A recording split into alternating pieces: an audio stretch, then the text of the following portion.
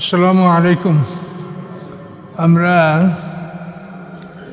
সূরা মুমিনুনের 23 নম্বর আয়াত থেকে এখন আলোচনা করব ইনশাআল্লাহ। আউযু বিল্লাহি মিনাশ শাইতানির রাজীম। বিসমিল্লাহির রহমানির রহিম। ওয়ালাকাদ আরসালনা নূহান ইলা কওমিহি ফাকালা ইয়া কওমি ইবুদুল্লাহ মা লাকুম মিন ইলাহিন গায়রু আফালা তাত্তাকুন। আল্লাহ বলেন, নিশ্চয়ই আমি পাঠিয়েছি নূহ আলাইহিস সালামকে তার জাতির প্রতি, তার জাতির নিকটে। ফাকালা, তিনি বললেন, ইয়া কওমে, হে আমার জাতি, উবুদুল্লাহ, তোমরা আল্লাহর ইবাদত করো, মা লাকুম মিন ইলাহিন গায়রু, নাই তোমাদের জন্য কোনো ইলাহ তিনি ব্যতীত। আফালা তাত্তাকুন, তোমরা কি আল্লাহকে ভয় করবে না, তাকে অবলম্বন করবে না?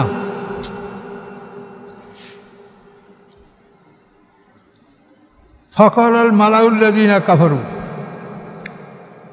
অতঃপর বললেন নেতারা, মালা মানে নেতৃস্থানীয় লোকেরা।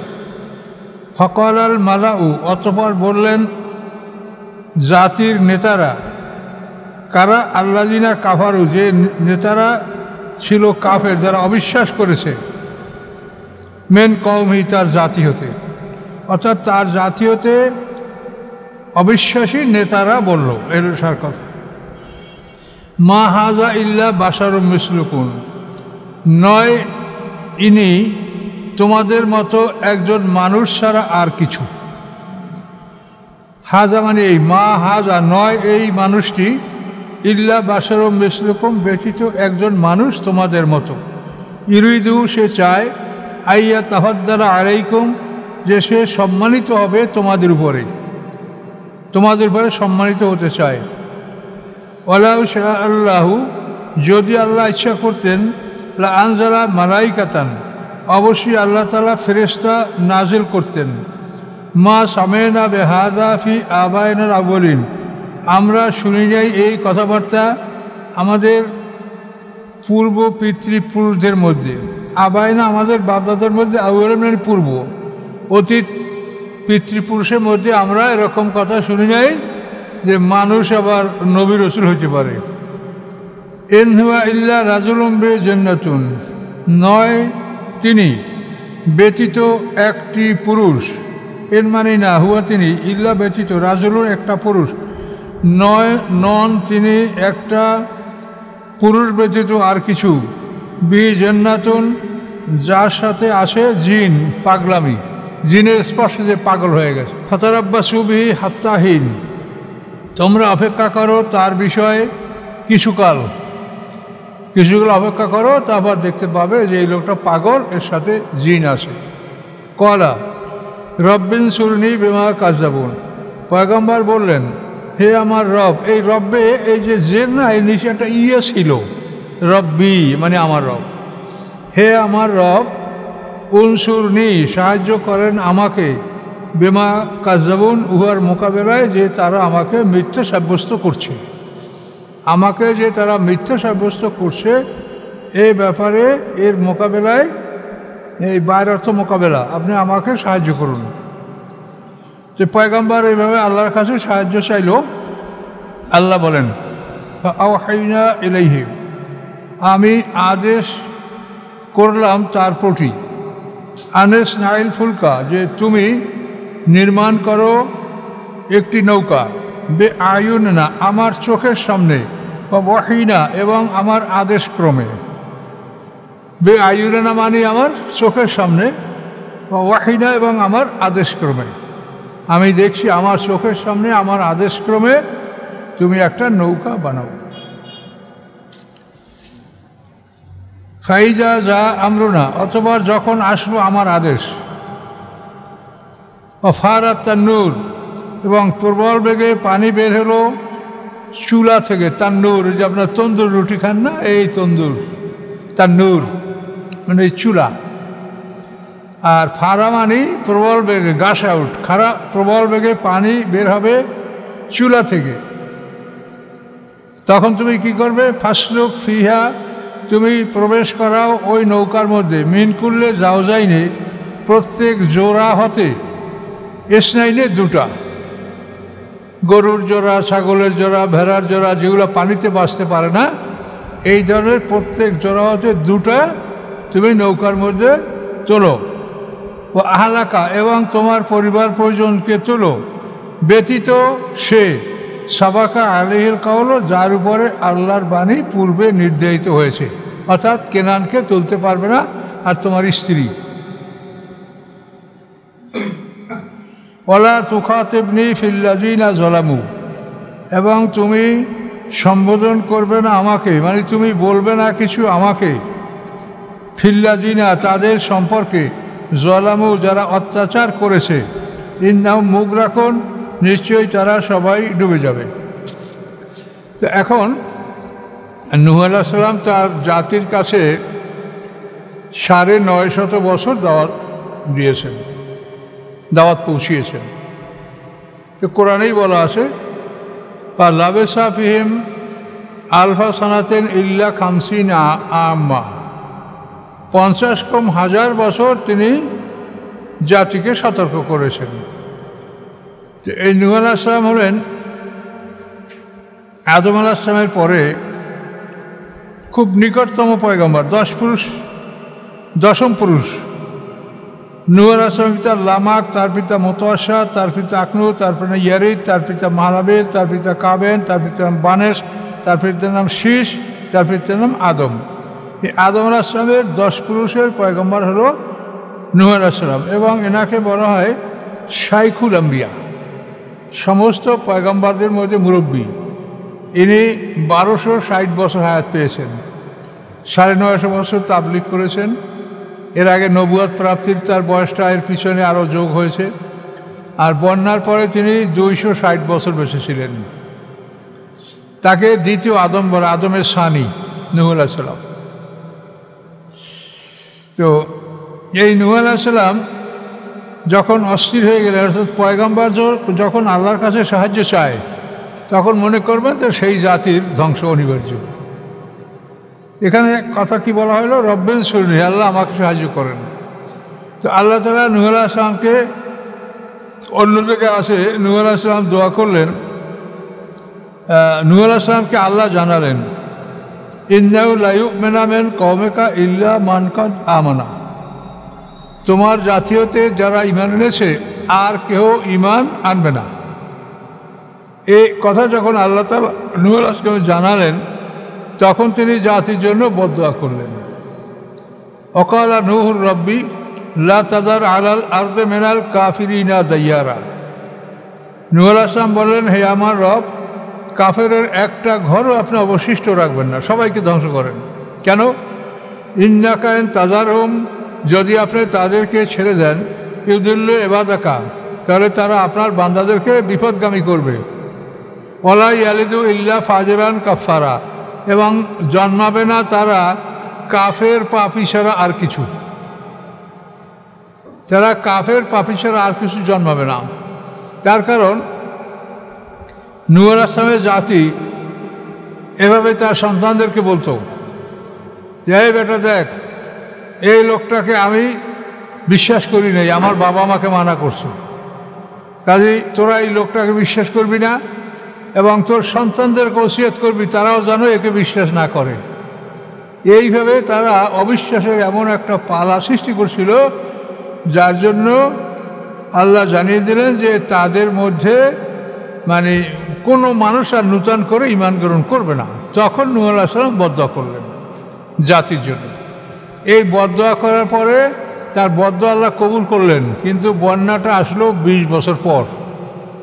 বদদুয়া করার সাথে সাথে বন্যাটা আসে নাই। 20 বছর পর আল্লাহ বললেন নূহ আলাইহিস সালামকে যে তুমি একটা শাল গাছ লাগাও।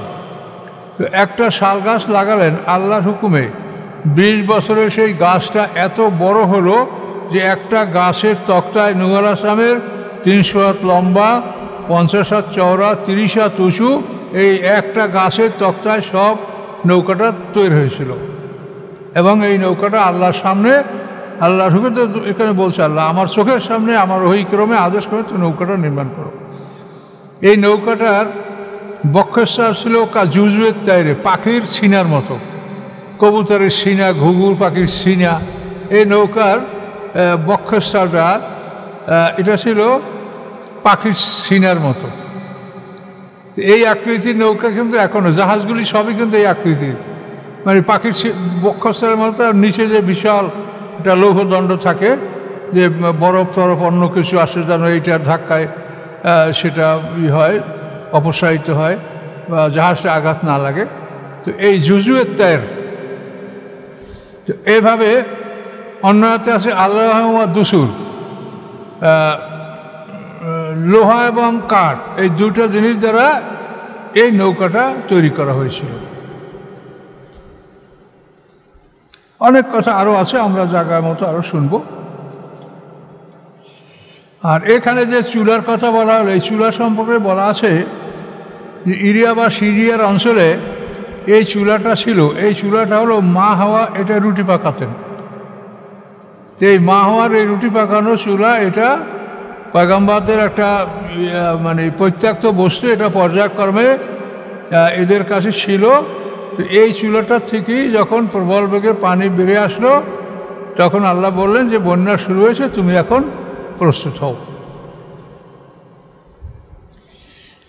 সামনে আল্লাহ কি বলেন, ফায়জাস্তাওয়াইতা, অথবা যখন আপনি আরোহণ করবেন নৌকায়, যেমন সুম্মাস্তাওয়াইলা সাবা, আল্লাহ আকাশে সিংহাসনে আরোহণ করেছেন না, ওই রকম শব্দটা। ফায়জাস্তাওয়াইতা, যখন আপনি আরোহণ করবেন নৌকায়, আন্তা আপনি, অমাম মাকা এবং যারা আছে আপনার সাথে, অমাম মাকা এবং যারা আছে মাকা আপনার সাথে, আলাল ফুলকে নৌকার উপরে। যখন আপনারা নৌকার উপরে চড়বেন, আরোহণ করবেন, তখন বলবেন কি, ফাকুল আলহামদুলিল্লাহ, আপনি বলুন আলহামদুলিল্লাহ, সমস্ত প্রশংসা আল্লাহর, আল্লাহ যিনি নাজ্জানা, মুক্তি দিয়েছেন আমাদেরকে, মিনাল কওমিজ জালিমিন, জালেম সম্প্রদায় হতে। নৌকায় উঠে আপনি এই দোয়া পড়বেন। আর কি বলবেন, অকুল রব্বে, এবং আপনি বলুন রব্বে, হে আমার রব, আনজিলনি, অবতরণ করান আমাদেরকে, আমাকে, মুনজালাম মুবারাকান, একটা বরকতময় স্থানে, ওয়ান্তা খায়রুল মুনজিলিন, এবং আপনি সবচেয়ে সুন্দর অবতরণকারী। আমাদেরকে একটা বরকতময় সুন্দর জায়গায় আপনি অবতরণ করান। তো বন্যাটা 6 মাস ছিল, এবং এই 6 মাস পর্যন্ত নৌকাটা পানিতে ভাসতেছিল। 3 তলা বিশিষ্ট নৌকা, নিচে ছিল পশু, মাঝখানে মানুষ, আর উপর তলায় পাখিরা। এই 3 তলা বিশিষ্ট নৌকাটা 300 হাত লম্বা, 50 হাত চওড়া, 30 হাত উঁচা, 10 হাত করে এক একটা পাটাতন ছিল। তো এই 6 মাস পর্যন্ত নৌকাটা চলার পরে এই বন্যার ফলে সমস্ত কাফেররা ধ্বংস হয়ে গেল।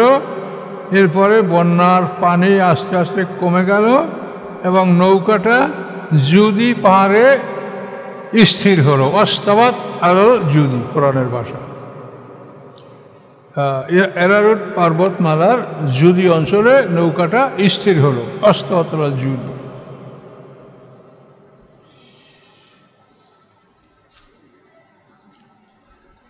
ইন্নাফি যালিকা লা আয়াতিন ওয়া ইন কুন্না লা মুবতালিন, নিশ্চয়ই এর মধ্যে রয়েছে নিশানাসমূহ, দৃষ্টান্তসমূহ, এবং ওয়া ইন কুন্না মানে নিশ্চয়ই আমি আল্লাহ ছিলাম, লা মুবতালিন পরীক্ষাকারী, তাদেরকে আমি পরীক্ষা করেছি। পয়গম্বরের সাথে বেয়াদবি করার ফলটা এই তারা ভোগ করেছে। সুম্মা আংশা নামে বাদিম কারনান আকারিন, অতঃপর সৃষ্টি করেছি আমি তাদের পরে কারনান আকারিন, অন্য জাতি। এদেরকে ধ্বংস করার পরে আল্লাহ অন্য জাতি সৃষ্টি করেছেন। অর্থাৎ 80টি পরিবার যারা নৌকায় ছিল, তারা সেই ইরাকের বেবিল অঞ্চলে অবতরণ করেছে, এবং তাদের থেকেই পরবর্তীতে পৃথিবীর বংশবিস্তার হয়েছে। বর্তমান পৃথিবীর সমস্ত মানুষ, হিন্দু, বৌদ্ধ, খ্রিস্টান, মোশেক, সবই নূহ আলাইহিস সালামের এই নৌকায় লোকগুলি ছিল তাদের বংশধর। এরা সবাই মুসলমানদের বংশধর। অথবা অথচ তারা বলে কি যে ভারতের সব মানুষ হিন্দু, এদের আদিপিতে হিন্দু। এই তো আজকে দেখলাম পেপারে। অজ্ঞতাবশত তারা এগুলো বলবে। তারা তো আল্লাহর ওহী সম্পর্কে জানে না, সব কিছুই আসে। এখন ব্যাপার হচ্ছে কি, আমাদেরকে আল্লাহ তাআলা কোরআন ছাড়া অন্য ধর্মগ্রন্থ থেকে কথা বলতে পছন্দ করেন না। এই যে অনেকে বাইবেল, গোস্পেল, তওরা, মহাভারত অমুক সমুখের রেফারেন্স দেয়, আবার আপনার মনে করেন, শ্রোতা মনে করেন হুজুর বড় আলেম। কিন্তু আমরা কোরআন অনুসন্ধান করে দেখেছি আল্লাহ কোরআন নাজিল হওয়ার পরে অন্য কোনো কিতাবের কথা পছন্দ করেন না। তার কারণ ওই কিতাবগুলি যদিও আসমানি কিতাব, কিন্তু ওগুলা ইরেজিং, টেম্পারিং, ঘষা মাজা, ওভার রাইটিং ওগুলাই হয়েছে। কাজে ওগুলোই সব কথা সঠিক নয়, নির্ভুল কথা কোরআনের। কাজেই কোরআন থেকেই কথা বলা আল্লাহ পছন্দ করেন। এটা আবার 3টে আয়াত আছে কোরআনে। শেষ আয়াত হলো আলাম ইয়ানি লিল্লাযিনা আমানু আন তাখশা কুলুবুহুম লিযিকরিল্লাহ। তৃতীয়বার আল্লাহ বলছেন যে এই যা নাজিল হয়েছে কোরআন, এরপরেও কি মুমিনদের অন্তরটা শান্ত হয় না কোরআনের উপরে? তারা আরও ডানে বামে কেন হাতড়ায়? খুবই দুঃখজনক বিষয়। আল্লাহ তাআলা মানুষ সৃষ্টি করছেন, এই মানুষের কোথায় ত্রুটি, কোথায় দুর্বলতা, কোথায় শক্তি সব আল্লাহ জানেন। কাজে আল্লাহ তাআলা আমাদের জন্য এই আসমানি কিতাব সিলেবাস করেছেন, কিন্তু এই সিলেবাস তো ছোট। তো এই সিলেবাস আমরা বাদ দিয়া আমরা এমন সিলেবাস ধরেছি যার কোনো সীমা নাই। আপনি এই 6660 আয়াতের মধ্যে অনেক ছোট্ট ছোট্ট আয়াত আছে, 3 শব্দের আয়াতও আছে, কিন্তু হাদিস কিন্তু সবই বড় বড়।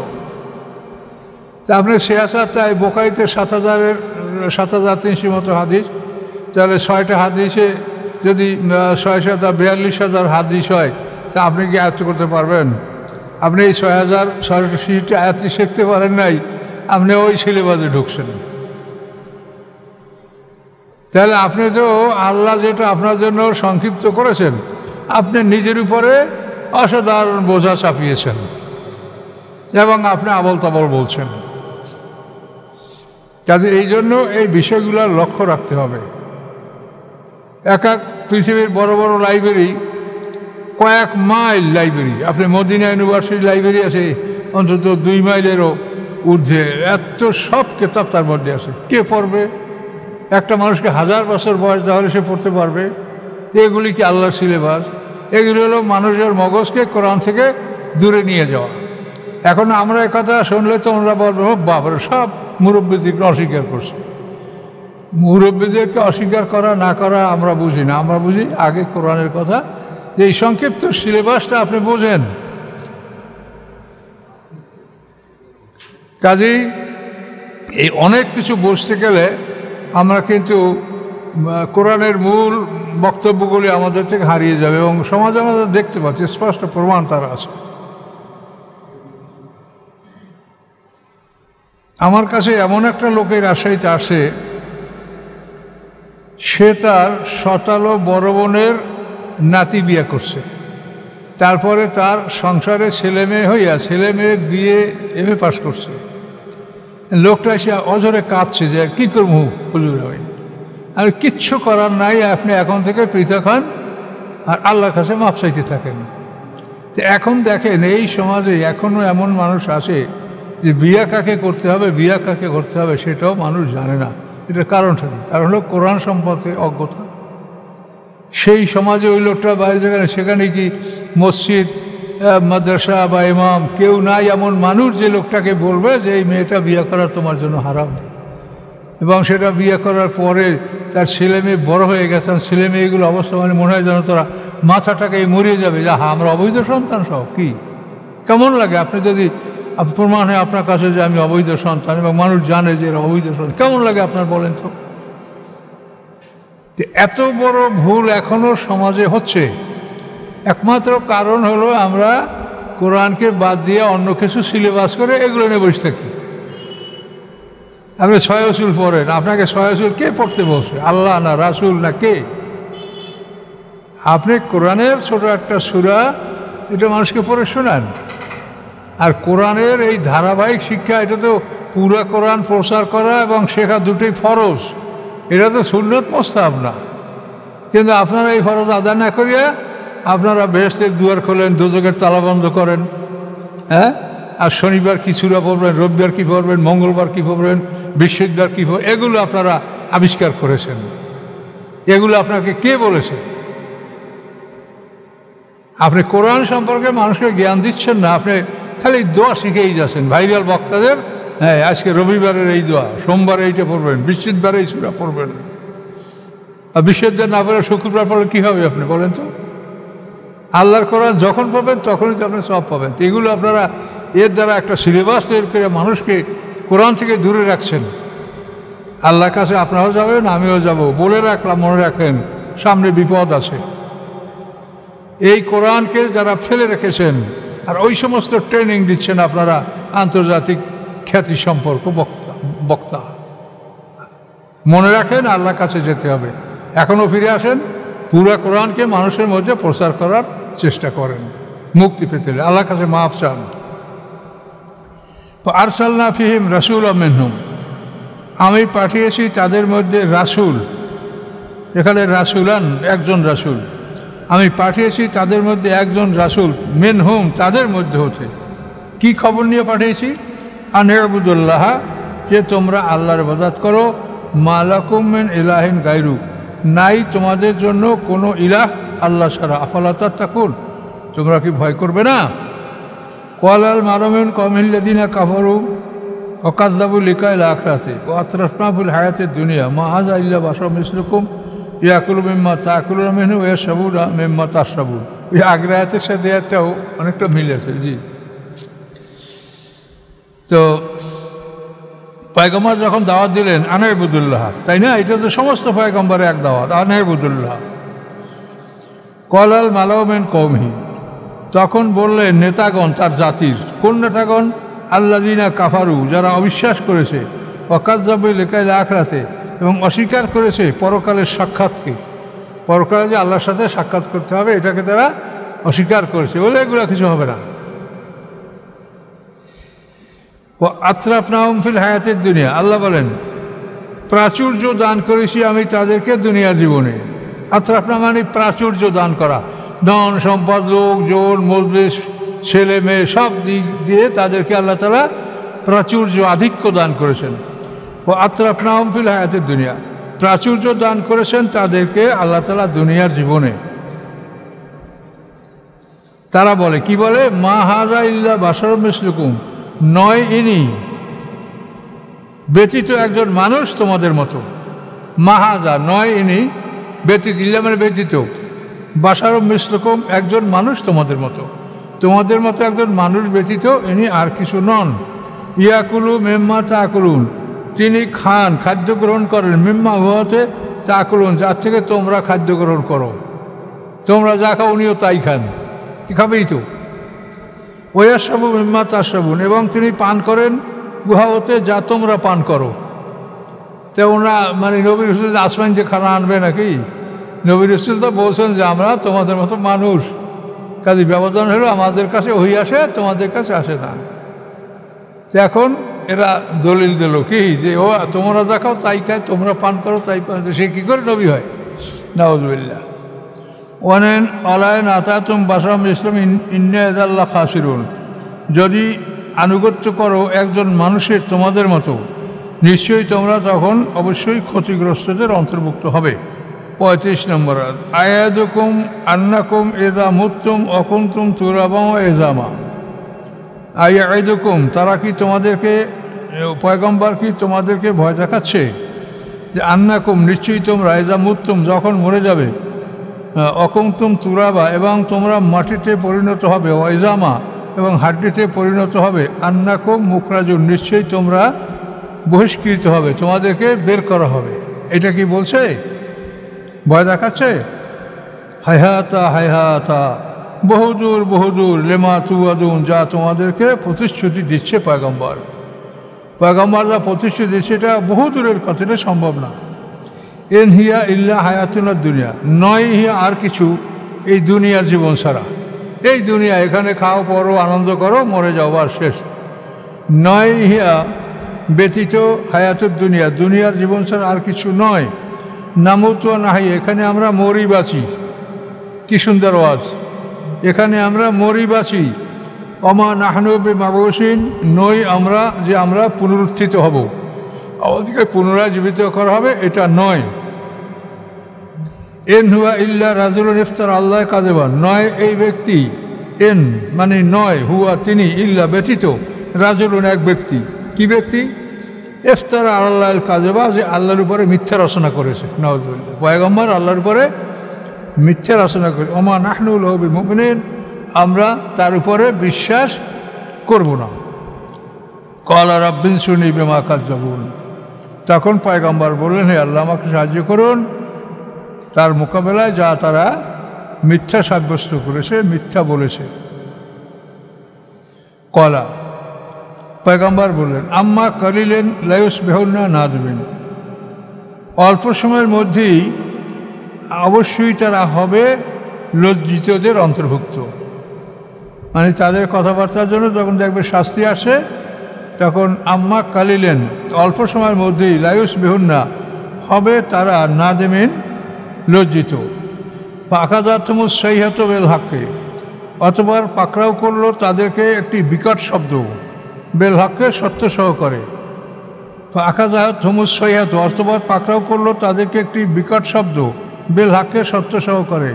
ফাজআলনাহুম গুসাআন, অতঃপর পরিণত করলাম আমি তাদেরকে খড়কুটায়, গুসা মানে খড়কুটা। বা বোদাল লিকওমিজ জালিমিন, অতি দূর, বা বোদাল মানে শাস্তি এ অর্থ হতে পারে। আর অতি দূর রহমত থেকে, অতি দূর আল্লাহর রহমত, লিকওমিজ জালিমিন, জালেমদের উদ্দেশ্যে, জালেমদের হতে, অথবা শাস্তি। বোদাল মানে শাস্তির অর্থেও আসে, শাস্তি জালেম সম্প্রদায়ের জন্য। সুম্মা আনশা'না মিন বা'দিহিম কুরুনান আখরিন, তারপর আমি সৃষ্টি করছি তাদের পরে অনেক জাতি। সুম্মা পরে, আনশা'না আমি সৃষ্টি করেছি, মিন বা'দিহিম তাদের পরে, কারনুনের বহুবচন কুরুন বহু জাতি। মা তাসবিকু মিন উম্মাতিন আজহালা ওয়া মা ইয়াস্তাখিরুন, আগে করা সম্ভব নয় কোনো জাতির নির্ধারিত সময়। ওয়া মা ইয়াস্তাখিরুন, এবং না বিলম্ব করা যায়। যে সময়টা নির্ধারিত আছে, এ তাসবিকু মানে আগে করা, আর ইয়াস্তাখিরুন মানে পরে করা। আগেও করা যায় না, পরেও করা যায় না। নির্ধারিত সময়ে ঘটবে যা ঘটার, যেটা আল্লাহ সময় নির্ধারিত করেছেন, ওটার আগেও করা যাবে না, পরেও করা যাবে না। সুম্মা আরসালনা রুসুলুনা তাতরা, আল্লাহ বলেন তারপর আমি পাঠিয়েছি আমার রসুলগণ অবিরাম। তাতরা মানে কি? অবিরাম, একের পর এক, একের পর এক। কুল্লামা যা উম্মাতার রসুলুহা, যখন এসেছে কোনো জাতির কাছে ওই জাতির রাসূল। কুল্লামা, এটা কুল্লামা, এটা মাটা হয়তো এখানে পৃথক লেখা হয়েছে, এটা একসঙ্গেই বোধহয় মূল বইতে পাবেন। কুল্লামা যখনই, যা আসে উম্মাতান উম্মতের কাছে, রাসূলুহা তার রাসূল, কাযযাবুহু তখন তারা তাকে মিথ্যা সাব্যস্ত করে। ফাতবানা বা'যুহুম বা'যা, অতঃপর আমি অনুগামী করেছি তাদের একদলকে অন্য দলের। একদলকে অন্য দলের অনুগামী করা মানে একদল ধ্বংস হয়েছে, পরের দল আমি আবার তাদেরকে ধ্বংস করেছি। ও জাআলনাহুম হাদিসা, এবং করেছি আমি তাদেরকে ইতিহাস, ঘটনা। তাদের এই জাতিগুলির বিষয়টা আল্লাহ বলেন এদেরকে আমি ইতিহাসে পরিণত করেছি। বা বোদাল লিকওমিন লা ইউমিনুন, ধ্বংস ওই জাতির জন্য তারা ঈমান গ্রহণ করে না। 45 নম্বর আয়াতে 130 পিঠে। সুম্মা আরসালনা মূসা ওয়া আখাহু হারুন বিআয়াতিনা ওয়া সুলতানিন মুবিন, অতঃপর আরসালনা আমি পাঠিয়েছি মূসা আলাইহিস সালামকে, ও আখাহু হারুনা এবং তার ভাই হারুন আলাইহিস সালামকে, বিআয়াতিনা আমার নিদর্শন সহ, ও সুলতানিন মুবিন এবং স্পষ্ট প্রমাণ সহ। এই প্রমাণ হলো মুজিজাগুলি, 9টা মুজিজা, স্পষ্ট প্রমাণ সহ। ইলা ফিরাউনা, কোথায় পাঠিয়েছি? ইলা ফিরাউনা, ফিরাউনের নিকটে, ও মালাইহি এবং তার নেতাদের নিকটে। ফাস্তাকবারু, অথবা তারা অহংকার করলো। ওয়াকানু কওমান আলিন, এবং তারা ছিল একটা জাতি যারা অহংকারী, বিদ্রোহী। আলিন মানে উঁচু, আলা মানে উঁচু, এর থেকে আলিন অহংকারী, বিদ্রোহী, স্বৈরাচারী।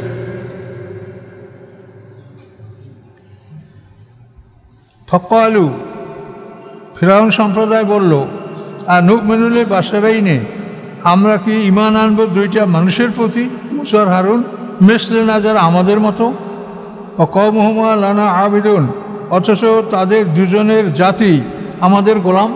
বনী ইসরাঈল মুসা হারুনের জাতি, তারা আমাদের গোলাম। কাজে এই দুইটা লোককে কি আমরা নবী মানবো, তাদের ঈমান আনবো? ফাকাজ্জাবুহুমা, অথবা তারা উভয়ই দুজনকে তারা অস্বীকার করলো। ফাকাজ্জাবুহুমা ফাকানু মিনাল মুহলাকিন, এবং তারা হয়েছিল ধ্বংসকারীদের অন্তর্ভুক্ত। ফাকানু মিনাল মুহলাকিন। ওয়ালাকাদ আতাইনা মূসাল কিতাবা, অবশ্যই আমি দিয়েছি মূসা আলাইহিস সালামকে কিতাব, লাআল্লাহুম ইয়াহতাদুন, যাতে তারা হেদায়েত গ্রহণ করতে পারে, তার জাতি হেদায়েত গ্রহণ করতে পারে। ওয়া জাআলনা ইবনা মারিয়ামা ওয়া উম্মাহু আয়াতান, করেছি আমি মরিয়ামের পুত্রকে, ইবনা মারিয়াম ঈসা আলাইহিস সালাম, করেছি আমি মরিয়ামের পুত্রকে, উম্মাহু এবং তার মাকে, আয়াতান একটা নিদর্শন। তার মাও একটা নিদর্শন, ঈসা আলাইহিস সালাম একটা নিদর্শন। তার মাকে জান্নাতি খাবার দিয়ে আল্লাহ লালন পালন করেছেন। মরিয়ামকে করেছি আমি, ইবনে মরিয়ামকে এবং তার মাকে, আয়াতান একটা নিদর্শন। আবাইনাহুমা, এবং আশ্রয় দিয়েছি আমি উভয়কে, এলা রাবাতেন একটা টিলায়, রাবা মানে উঁচু জায়গা, টিলা, জাতা কারারেন যেটা বসবাসযোগ্য, ও মাইন এবং ঝর্ণা বিশিষ্ট, বসবাসযোগ্য উঁচু টিলা এবং সেখানে ঝর্ণা ছিল। তো এটা হলো ঈসা আলাইহিস সালামকে ছোটোবেলায় ইহুদিরা হত্যা করতে চেয়েছিল। ঘটনাটা এরকম ঘটেছে যে ঈসা আলাইহিস সালাম তো বাল্যকাল থেকেই নবী, খেলার সাথীরা খেলাধুলা করছে। তো এই খেলাধুলা করার পরে ওদেরকে বলছে, এই তোমার জন্য তোমার মা এই খাবার তুলে রাখছে, তুমি তোমার মা চায় নেবা। এখন রাত্রে মা মনে করছে যে ছেলে মেয়েকে এই খানাটা এখন দিব না, এটা ভরে দিব। এরকম অনেক সময় মহিলারা মনে করে যে এই খাবারটা ভরে দিয়ে আমরা সকালের খাবারটা খাবো। কারণ রাত্রে ওই খাবার দেয় নাই। তখন ও ছেলে বলছে, মা তুমি এই খাবার রেখেছো তোমার ঘরে, তোমাকে দিচ্ছ না কেন? তোকে কে বলেছে? তুই কী করে জানলি? তা আমাকে আমাদের খেলার সাথী ঈশা বলেছে। পুরে সর্বনাশ, ঈশা কত বড় জাদুকর যে আমরা কি খাবার রেখেছি সে ওটা জেনে ফেলেছে। এই ছেলেপেলেদেরকে আর ঈশার সাথে মিলতে দেওয়া হবে না। পরের দিন এরা ছেলেপেলে আবদ্ধ করে রাখছে, সব বন্ধ করে ঘরে দরজা আটকাইয়া, আলাদা ঘরে দরজা আটকে রেখে দিয়ে ঈসা আলাইহিস সালামের সাথে তারা যেন খেলাধুলা করতে আর না যায়। এখন ঈসা আলাইহিস সালাম বালক, সে ওই তার বালক সাথীদেরকে খুঁজতে আসে, কই ওরা, কই আমার সাথীরা, কই ওরা বাড়ি না, কই যে ঘরের মধ্যে কী যেন আওয়াজ পাওয়া যাচ্ছে, তাহলে ও ঘরের শূকর, ওই জন্য ওরা তো শূকর পালতো কমন। ঈসা আলাইহিস সালাম চলে গেছে। তো চলে যাওয়ার পর যখন ঘরের দরজা খুলছে তখন সব শূকর, মানুষ নেই। তখন ওরা মুখে বাপরে বাপ, এটি এত বড় জাদুকরদের সর্বনাশ করেছে, যে কোনো মূল্যে হত্যা করতে হবে। তো এইভাবে ঈসা আলাইহিস সালামকে হত্যা করার যখন তারা ষড়যন্ত্র করলো, তখন ঈসা আলাইহিস সালামকে নিয়ে তার মা বাইতুল মুকাদ্দাস অঞ্চল ত্যাগ করে সিরিয়ার কোনো একটা টিলার উপরে এবং সুন্দর জায়গা, বসবাসের উপযোগী এবং ঝর্ণা বিশিষ্ট একটা সুন্দর জায়গায় মরিয়াম এবং ঈসা আলাইহিস সালাম তাদেরকে সেখানে আল্লাহ আশ্রয় দিয়েছিলেন। একটা বাড়িতে এক লোক, সবই তো আল্লাহর ইচ্ছা, একটা বাড়িতে এদেরকে একটা লোক বললো যে আমার বাড়িতে তোমরা থাকো, আশ্রয় দিয়েছিল। আবার সে বাড়ি থেকেও পরে এরা বের হয়েছিল, সেখানেও একটা ভয়ঙ্কর ঘটনা ঘটেছে। সেই বাড়িতে ঈসা আলাইহিস সালাম এবং তার মা থাকতে ছিল। তো কোনো একদিন দেখা যাচ্ছে যে বাড়ির মালিক খুব মলিন মুখ নিয়ে চলাফেরা করছে। তখন মরিয়াম তার স্ত্রীকে বললেন যে আপনার স্বামী এত দুশ্চিন্তাগ্রস্ত কেন? তখন ও মহিলা বুঝে বললেন যে এই দেশের যে রাজা, সে একটা আইন করে দিয়েছে যে বছরে একদিন তার সমস্ত সৈন্যবাহিনী রাজাকে সহ খাওয়াতে হবে। এই বছরে একদিন, প্রজাদের প্রত্যেকের জন্য বছরে একদিন। কাজে আমাদের পরিবারের এই পালাটা আসছে, এখন এই কিভাবে আমরা রাজার এই সৈন্যবাহিনী এবং রাজার লোকজন একে আমরা খাবার দেবো সে ব্যবস্থা আমাদের নাই। এই জন্য আমার স্বামী খুব মলিন মুখ নিয়ে আসে। তখন মরিয়ম বললেন যে শুনেন, আপনি আপনার স্বামীকে শান্ত হইতে বলেন এবং আপনার মেহমানদারির জন্য কি কি লাগবে এইটা আপনি আমার ছেলের কথা মতো আপনারা করেন। আমার ছেলের দোয়া আল্লাহ কবুল করে, কাজে আপনাদের এটা দুশ্চিন্তা ভোগ করতে হবে, এটা ম্যানেজ হয়ে যাবে, ব্যবস্থা হয়ে যাবে। তখন ওই যে গৃহস্বামী সে বলল যে আমার এত মটকা গোশত লাগবে, তো এত মটকা রুটি লাগবে, এত পরিমাণ শরাব লাগবে। তো ঈসা আসলাম বললে আপনার এই মটকাগুলি সব পানি দিয়ে ওই পরিমাণ ভরে রাখেন, রুটির মটকা, গোশতের মটকা, শরাবের মটকা।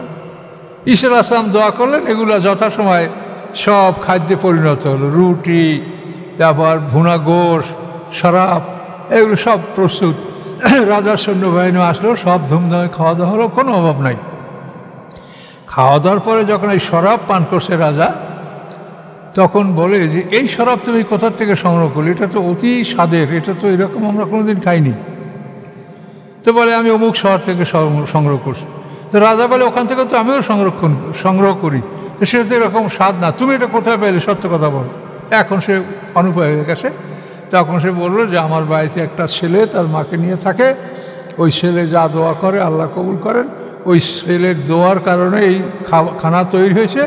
এই জন্যে খানায় আপনারা অসাধারণ স্বাদ, যেটা কোনো খাবারের সাথে মেনেটা আপনারা পেয়েছেন। তখন রাজা বলে সেই ছেলে কই, আমার তাকে বিশেষ কাজে লাগবে। বল কি? এখন ঈশ্বর আপনাকে বলে যে আমার একটা ছেলে মারা গেছে অল্প বয়সে, যৌবনকালে, তোমাকে এই ছেলেটাকে জীবিত করে দিতে হবে। তখন উনি এতে রাজি হচ্ছেন না। এখন মরিয়ম বলছেন যে বাবা এখন কী করে, আমরা এই বাড়ি থাকি, এখন আমাদের তো সমস্যা। তখন ঈশ্বর আসলাম বলেন যে আমি এই শর্তটা করে দিতে পারি যে তার ছেলেকে আমি জীবিত করে দেব, এরপর আমরা যেথায় ইচ্ছা সেথায় চলে যাব, আমাদেরকে যেন এই বাড়িতে থাকার জন্য অনুরোধ না করা হয়। এটা যদি মানে তাহলে আমরা এটা করব। তখন তারা বললো যে ঠিক আছে, এটা করার পরে আপনারা যেথায় ইচ্ছা চলে যাবেন, আমরা বাধা দেব না। তখন ওই আল্লাহর কাছে দোয়া করলেন, ওই ছেলেটা জীবিত হলো, আর ওনারা ওই বাড়ি ত্যাগ করলেন। এই ছেলেটা জীবিত করার পরে সমস্ত জাতি ক্ষিপ্ত হয়ে গেল যে এই রাজা আমাদেরকে জ্বালাইয়া পোড়াইয়া খাইয়া শেষ করছে, আর ছেলেটা মরে গেছিলো, মনে করছিলাম যে ও মরলে শেষ হবে, ছেলেটা জীবিত হচ্ছে আবারও জ্বালাইয়া খাবে আমাদেরকে। এই রাজ্যে ভীষণ সমস্যা সৃষ্টি হয়ে গেল। ইতিমধ্যে ঈসা আসলাম তার মাকে নিয়ে স্থান ত্যাগ করলেন। এই স্থান ত্যাগ করার পরে ঈসা আসলামের সাথে প্রতিমধ্যে আবার তিনি বাইতুল মুকাদ্দাসের দিকে রওনা করছে, জন্মস্থানের দিকে। তো প্রতিমধ্যে এই হাওয়ারিন যারা সাদা মানুষ, এদের সাথে ঈসা আসলামের সাক্ষাৎ, মানে যারা হাওয়ারি মানে সাদা মানুষ বা ধোপা, কাপড় পরিষ্কার করে। তো এই লোকগুলি এখানের কেসে আবার পরে আমি বলবো।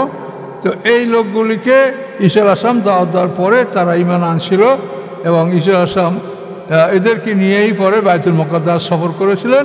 এবং সামনের ঘটনা সব আকাশ থেকে ওঠার পর্যন্ত সামনের ঘটনা সামনে। এখানে এতটুকু পর্যন্ত যে আমি ইবনে মারিয়ামকে এবং তার মাকে একটা নিদর্শন করেছি এবং আশ্রয় দিয়েছিলাম তাদেরকে একটা টিলায়, যেটা বসবাসযোগ্য এবং ঝর্ণা বিশিষ্ট। এ পর্যন্ত থাকলো।